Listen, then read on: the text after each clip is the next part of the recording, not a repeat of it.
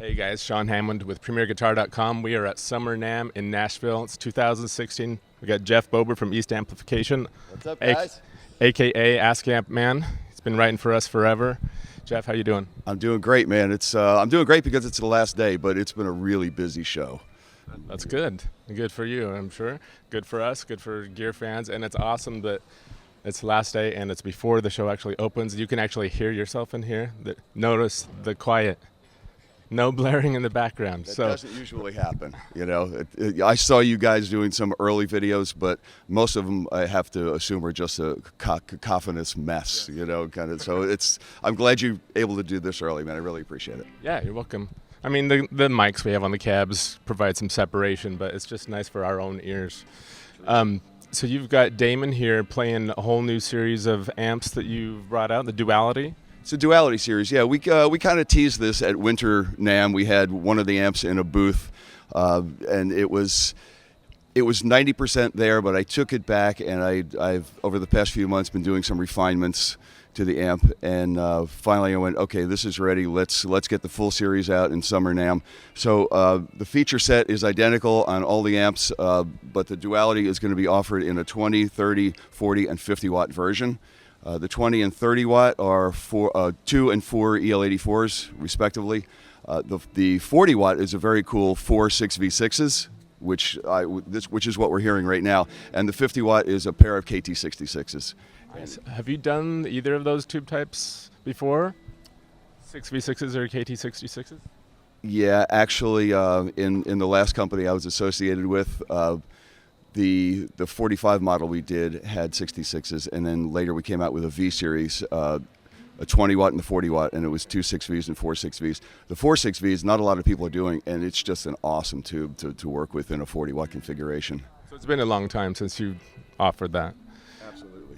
Yeah. So we heard you said the 6V6 one is the 40 watt? Yes, yeah, that's this one right here.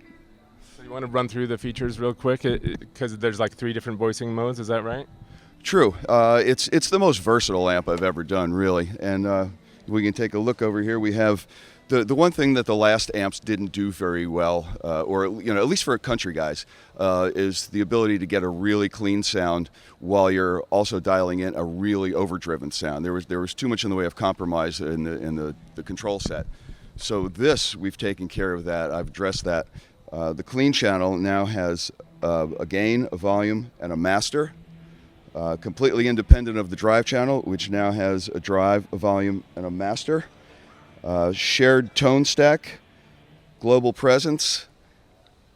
Another cool feature that I did on a couple of the later amps in my previous company for modifications for people, it's a foot switchable FET gain boost.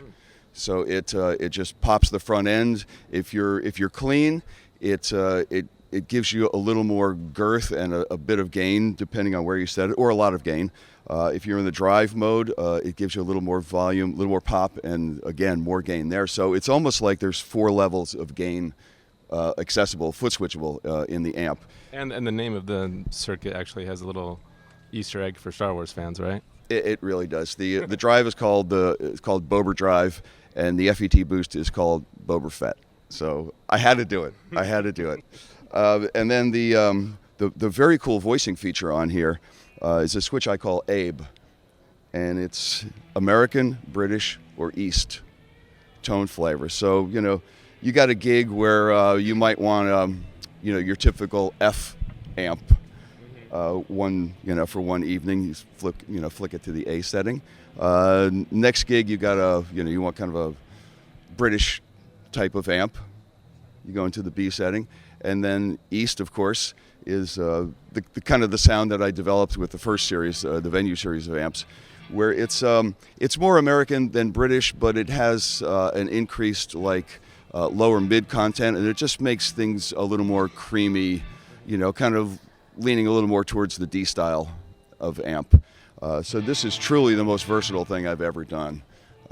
It's an amp for everyone because everyone requires something different, but I think this delivers a lot of those differences. Sweet. So how was it set when we came in? That was, Damon, were you in the drive channel when we were in the drive channel when we were doing that. Right, no FET front end. So that was And it was on the American voicing, or? That was actually on the British voicing. So it had the most, British has the most mid-range content of all the settings. So there's that.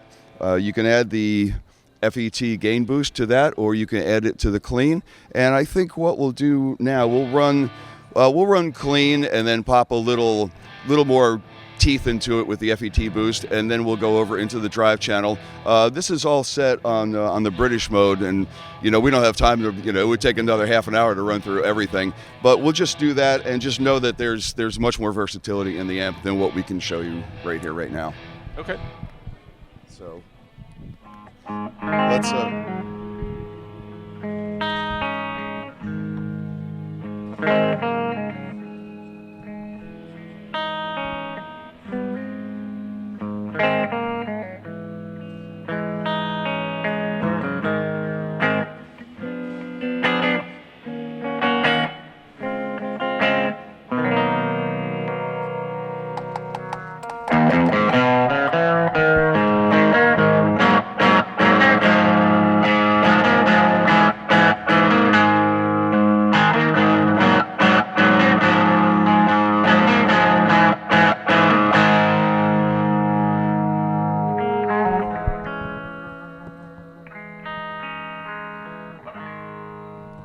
Man, that sounds great.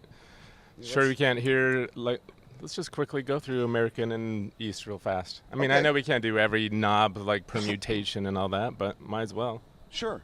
Okay, we can yeah, we'll do that a little. This is a typical F-style circuit is actually a pretty decent V. It sucks a lot of the mids out. It has a lot of top, a lot of bottom. So that's what this setting does. It makes it more into an F type of amp. This is still with the Boberfett on? No, this is actually off. This is just in the Okay. clean. Yeah.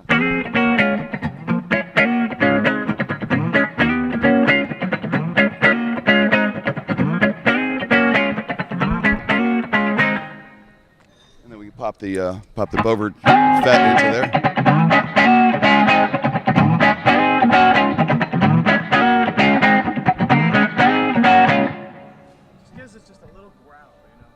It's a little growl, yeah. Absolutely. Was there?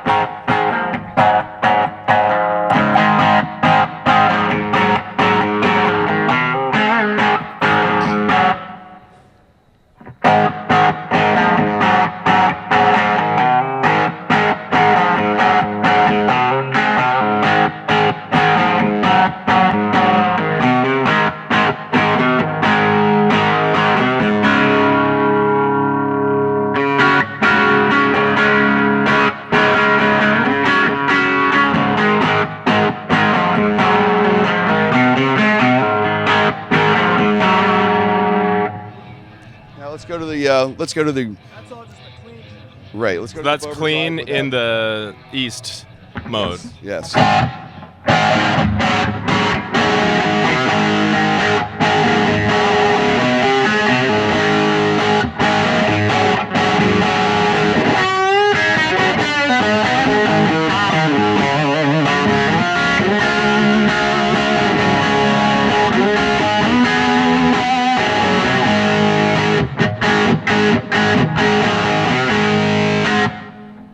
Yeah, it sounds great. Do you want to tell us a little bit about the speaker cabs? What speakers are different? Do you have just kind of a set speaker that you do in all the cabs, or?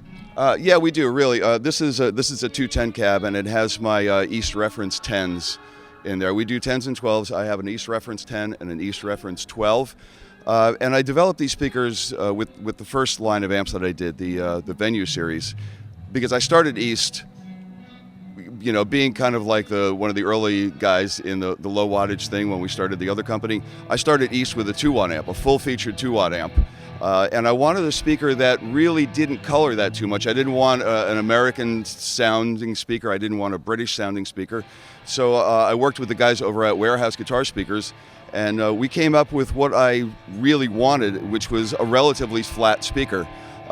Turns out that, playing that and other people playing that and comparing it to things, turns out the closest comparison is an EV.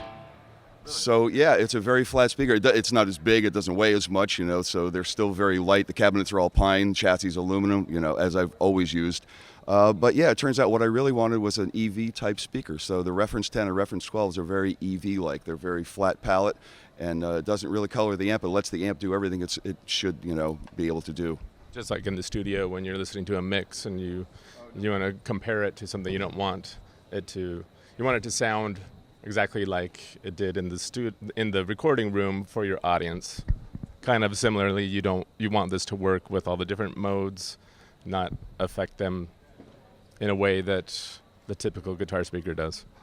Right. And there's nothing wrong if you want, to use these with a Celestion or a Jensen type of speaker, no problem. If that's, if you want to go more in that direction, that's great. What I wanted to do is present the amp, for what the amp is, and not have the speaker doing that. And that's why I chose to name them Reference 10 and Reference 12. It's like you were alluding to the studio monitor kind of situation.